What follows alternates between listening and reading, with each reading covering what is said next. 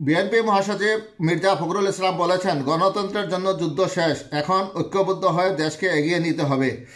বিএনপির মহাসচিব মির্জা ফখরুল ইসলাম আলমগীর বলেছেন, শহীদ প্রেসিডেন্ট জিয়াউর রহমান যে স্বপ্ন দেখেছিলেন একটি সুখী, সুন্দর, সমৃদ্ধ বাংলাদেশ, সেই বাংলাদেশকে আমরা নির্মাণ করার চেষ্টা করছি।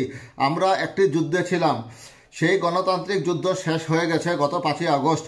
কিন্তু এখন পর্যন্ত আমরা ঐক্যের যে যুদ্ধ, সকলে মিলে একসঙ্গে দেশটাকে গঠন করব, তাকে নির্মাণ করব, তাকে একটা পথরেখা দেখাবো, আমার কাছে মনে হয় এখানে আমাদের ব্যর্থতা আছে।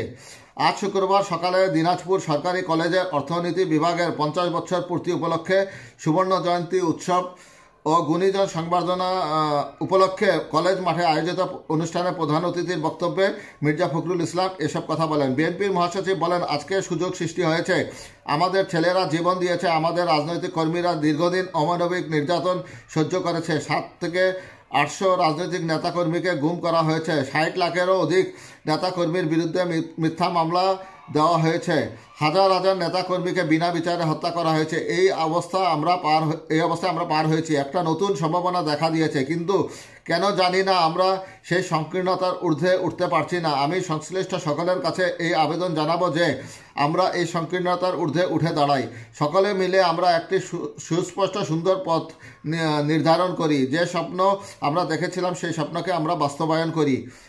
মির্জা ফখরুল ইসলাম আরও বলেন, টেলিভিশন চ্যানেলে একটা কর্মসূচি হচ্ছে জেএনজি, সকল বিশ্ববিদ্যালয়ের তরুণ ছাত্রদের দেশ সম্পর্কে মতামত নিচ্ছে, নতুন বাংলাদেশ নির্মাণ সম্পর্কে মতামত নিচ্ছে। আমি দেখলাম এত অমিত সম্ভাবনাময় ছেলেমেয়েরা, তারা অত্যন্ত দেশপ্রেম নিয়ে পরিবর্তনের কথা বলছে।